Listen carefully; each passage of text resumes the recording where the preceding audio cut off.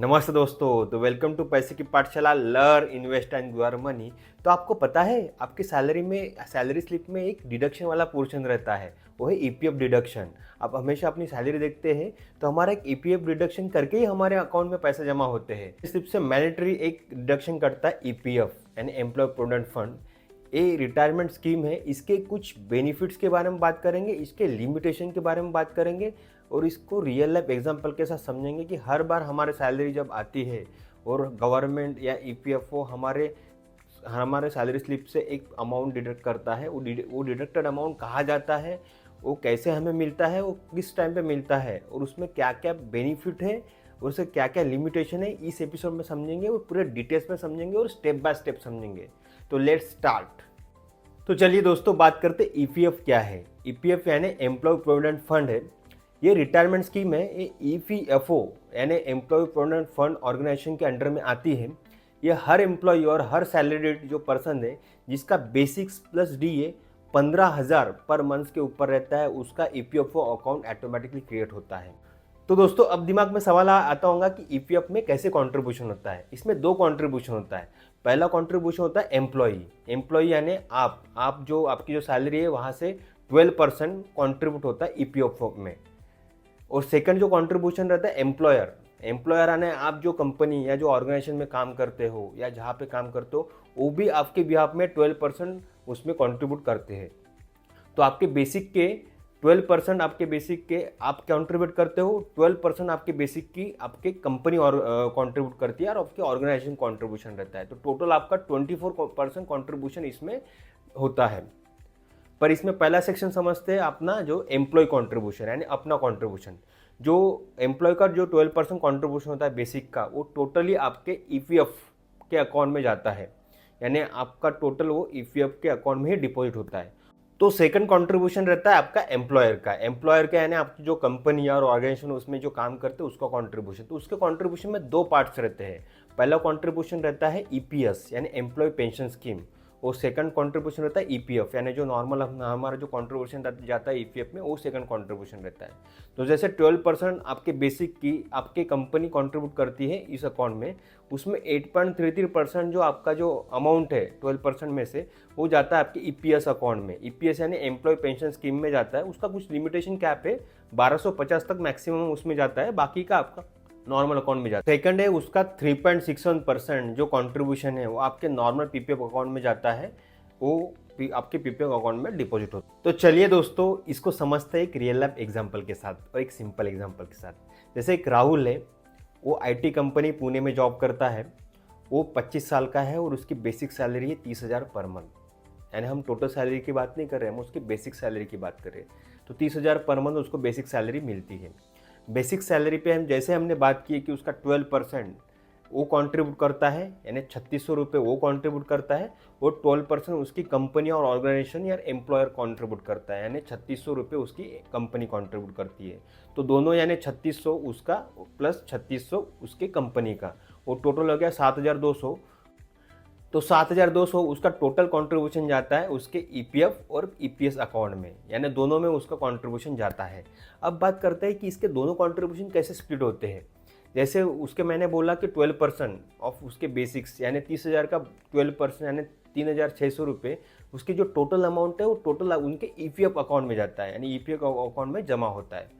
और जो रिमेनिंग उसके जो एम्प्लॉय जो कंट्रीब्यूट करता है 12% यानी 3,600 में से, उसमें से 1,250 रुपये उसके ईपीएस अकाउंट में जमा होता है और रिमेनिंग अमाउंट है उसके ईपीएफ अकाउंट में जाता है। कि राहुल जैसे अपना 7,600 उसका टोटल कंट्रीब्यूशन होता है उसके पीपीएफ अकाउंट में, उसमें कुछ ईपीएस में जाता है और कुछ उसका ईपीएफ में जाता है। और जैसे करंट हमने सोचा कि उसका जो इंटरेस्ट रेट है जो चल रहा है वो 8.25 के आसपास चल रहा है, तो उसका टोटल जो कंट्रीब्यूशन होगा जब वो रिटायरमेंट होगा या 58 की उसकी एज होगी, वो 1.2 करोड़ के आसपास हो जाएगा।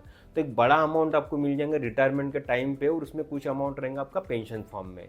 तो ये अपना कंपाउंडिंग का भी बहुत फायदा देता है अगर आप ईपीएफओ में आपका कंट्रीब्यूशन आप कंटिन्यू रखते हैं और उसको विड्रॉ नहीं कर।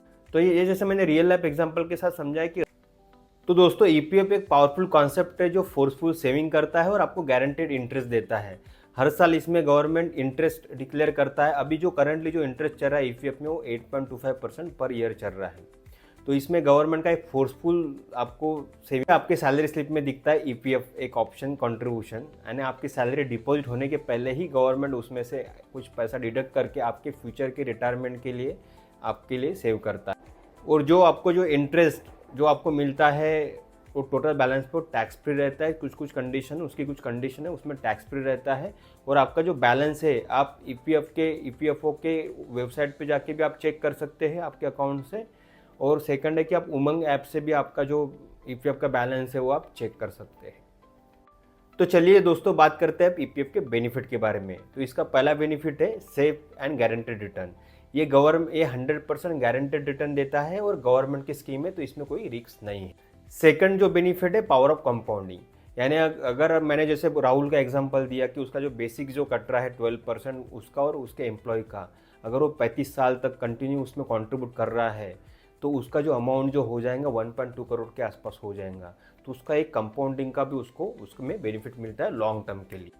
तो थर्ड बेनिफिट है टैक्स बेनिफिट। टैक्स बेनिफिट यानी एग्जम्प्ट वाले सेक्शन में आता है, यानी आप जो कंट्रीब्यूट करते हो वो भी आप एटीसी के अंदर में 1.5 लाख के आसपास आप उसका टैक्स एग्जेम्पशन ले सकते हैं। और सेकंड है कि जैसे आपको जो इंटरेस्ट मिलता है वो भी टैक्स फ्री रहता है। और आप अगर इसको 5 साल के बाद विड्रॉ करते हैं तो जो विड्रॉ अमाउंट रहते हैं वो भी टैक्स फ्री रहता है। तो ये हो गया उसका थर्ड बेनिफिट। फोर्थ बेनिफिट है इसमें आप पार्शियल विड्रॉ कर सकते हैं। पार्शियल विड्रॉ है ना आप आपके बच्चों के एजुकेशन के लिए, आप अपने एजुकेशन के लिए, आपके मैरिज के लिए आप विड्रॉ कर सकते हो, या घर के कंस्ट्रक्शन के लिए, या घर का लोन पेमेंट के लिए आप इसमें पार्शियल विड्रॉ कर सकते हैं। जब आपकी नीड है उसमें आप विड्रॉ कर सकते हैं, पर कुछ उसमें टर्म एंड कंडीशन रहती है विड्रॉ की। और फिफ्थ बेनिफिट है इसमें ईपीएस यानी एम्प्लॉय पेंशन स्कीम, यानी जैसे कि मैंने बोला कि जैसे आपका एम्प्लॉयर जो कंट्रीब्यूट करता है उसमें कुछ पोर्शन जाता है आपका ईपीएस में यानी एम्प्लॉय पेंशन स्कीम में जाता है। तो एम्प्लॉय पेंशन स्कीम में आपको एक रेगुलर पेंशन मिलती है जब आप 58 एज के हो जाते हैं, 58 एज के बाद आपको एक रेगुलर पेंशन मिलती है। ये भी इसका बेनिफिट। तो जैसे कि दोस्तों हर इन्वेस्टमेंट का एक बेनिफिट रहता है तो कुछ लिमिटेशन रहता है। तो अभी हम बात करेंगे ईपीएफ के लिमिटेशन के बारे में। तो पहला लिमिटेशन है लो लिक्विडिटी। तो इसमें आपका पैसा लॉक रहता है और जैसे आप पार्शियल विड्रॉ भी करते हैं तो कुछ कंडीशंस और लिमिट रहती है उसकी विड्रॉ की। तो ये हो गया उसका पहला लिमिट। सेकंड लिमिटेशन है उसका इंटरेस्ट रेट फिक्स रहता है। जैसे कि मैंने बोला कि गवर्नमेंट इसका हर साल इंटरेस्ट रेट डिसाइड करता है और इसका इंटरेस्ट रेट जैसे 8.25% अभी चल रहा है। तो कंपैरिजन जैसे आप म्यूचुअल फंड देखा या स्टॉक देखा तो इसके कंपैरिजन में ये लो है। थर्ड लिमिटेशन है ये लिमिटेड अपना कंट्रोल रहता है, क्योंकि ईपीएफओ ही जो पैसा है वो मैनेज करता है और वो अपने को फिक्स इंटरेस्ट देता है और उसका जो पैसा अपने हिसाब से वो इन्वेस्टमेंट्स करता है। तो फोर्थ लिमिटेशन है जैसे ईपीएस यानी जो पेंशन जो मिलती है आपको काफ़ी कम मिलती है। वो 7,500 से लेके 10,000 के आसपास आपको पर मंथ मिलती है आप जब रिटायरमेंट हो जाती है। और आपका ये महंगाई को भी ये बीट नहीं कर सकते। तो पेंशन बहुत कम रहती है, ये इसका हो गया फोर्थ लिमिटेशन। तो दोस्तों आप समझते हैं ईपीएस के बारे में यानी एम्प्लॉय पेंशन स्कीम के बारे में। तो एम्प्लॉय ईपीएस का मेन पर्पस रहता है कि आपके रिटायरमेंट के बाद आपको रेगुलर एक मंथली इनकम मिले। तो ईपीएस का जो कैलकुलेशन रहता है इसमें रहता है कि जैसे मैंने आपको बोला कि आपका जो एम्प्लॉयर है यानी आपकी जो कंपनी है वो जो कंट्रीब्यूट करती है आपके ईपीएफ में उसके 8.33% आपका जाता है ईपीएस में। पर इसमें मैक्सिमम जो आपके सैलरी का जो लिमिटेशन कंसिडर करते हैं वो है 15,000। तो आपका जो ईपीएस में जो मैक्सिमम जो कंट्रीब्यूट होता है वो होता है 15,000 के बेसिक के हिसाब से, यानी उसका 8.33% अगर हमने कैलकुलेट किया तो मैक्सिमम आपका हर मंथ में 1250 ही आपका पेंशन में आपका कंट्रीब्यूट होता है। तो जैसे कि आपके सर्विसेज को 10 साल हो जाता है तो आपको पेंशन लाइफ टाइम शुरू हो जाती है, यानी ईपीएस का जो अमाउंट है आपको लाइफ टाइम शुरू हो जाता है। और वो डिपेंड रहता है आपके लास्ट ड्रॉन सैलरी यानी आपकी लास्ट सैलरी कितनी है और आपके नंबर ऑफ सर्विसेज कितनी है। तो उसका फॉर्मूला है जो ईपीएस कैलकुलेशन का last drawn salary plus number of service divided by 70, ये उसका फॉर्मूला है पेंशन का।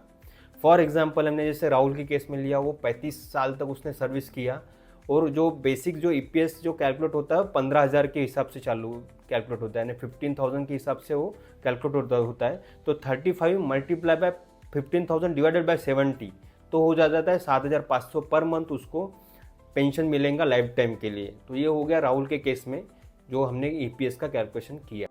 पर ये जो पेंशन है आपके लाइफ टाइम का जो एक्सपेंस है उसको सस्टेन करने के लिए उतनी सफिशिएंट नहीं है। तो दोस्तों अब दिमाग में सवाल आता है कि ईपीएफ कब हम विड्रॉ कर सकते हैं। तो पहला ऑप्शन है कि जब आप रिटायरमेंट हो जाते हैं और आपकी एज 50 ईयर्स हो जाती है तो आप फुल विड्रॉ कर सकते हैं ईपीएफ अकाउंट में से।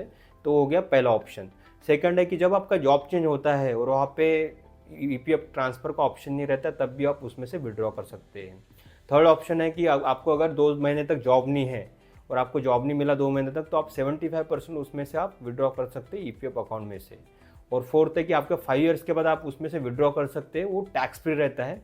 और कुछ कुछ केस में जैसे आप एजुकेशन लेने जाते हो या बच्चों का एजुकेशन है, चाइल्ड का मैरिज है या घर का कंस्ट्रक्शन है या घर का होम लोन का पेमेंट है, तब भी आप उसमें से पार्शियल विड्रॉ कर सकते हैं कुछ टर्म एंड कंडीशन से। तो ये हो गया कि कैसे किस किस कंडीशन में हम ईपीएफ अपना विड्रॉ कर सकते हैं। तो मैं आपको बताने वाला हूँ कुछ स्मार्ट तरीके जो आपका ईपीएफ अकाउंट आप हैंडल कर सकते हो। तो पहला है आपका आधार और पैन कार्ड आपका लिंक रहना चाहिए ईपीएफ अकाउंट से। सेकंड है कि आपका नॉमिनी अपडेट रहना चाहिए उसमें ईपीएफ में, ये हो गया। थर्ड है कि आप अपना ईयरली जो इंटरेस्ट उसमें डिपॉजिट हो रहा है नहीं हो रहा है वो आपने चेक करना चाहिए। और फोर्थ है कि आप उसमें जो प्री मैच्योर विड्रॉ आपने उसको अवॉइड करना चाहिए। बिकॉज जो ईपीएफ है अपना रिटायरमेंट के टाइम पे अपना बैकबोन रहता है और उसमें जो रिटायरमेंट के टाइम का आपको पैसा रहता है वो आपके फाइनेंशियल सिक्योरिटी रहता है, आप रिटायरमेंट के बाद उसको यूज़ कर सकते हैं। बिकॉज जो उसमें जो पेंशन मिलती है उतनी सफिशिएंट नहीं मिलती है, आपके जो मंथली एक्सपेंसेस उतने कवर नहीं कर पाएंगे। तो आपको पार्शियल विड्रॉ ईपीएफ में अवॉइड करना है। तो दोस्तों आज के एपिसोड में समझा कि ईपीएफ कैसे काम करता है, ईपीएफ के क्या बेनिफिट है और ईपीएफ के क्या लिमिटेशन है, और कैसे हमारे सैलरी से ऑटोमेटिक गवर्नमेंट पैसे काट के हमारे रिटायरमेंट के लिए सेविंग करता है फ्यूचर के लिए। तो इन सब के बारे में हमने आज बात किया। तो thank you so much, have a nice day.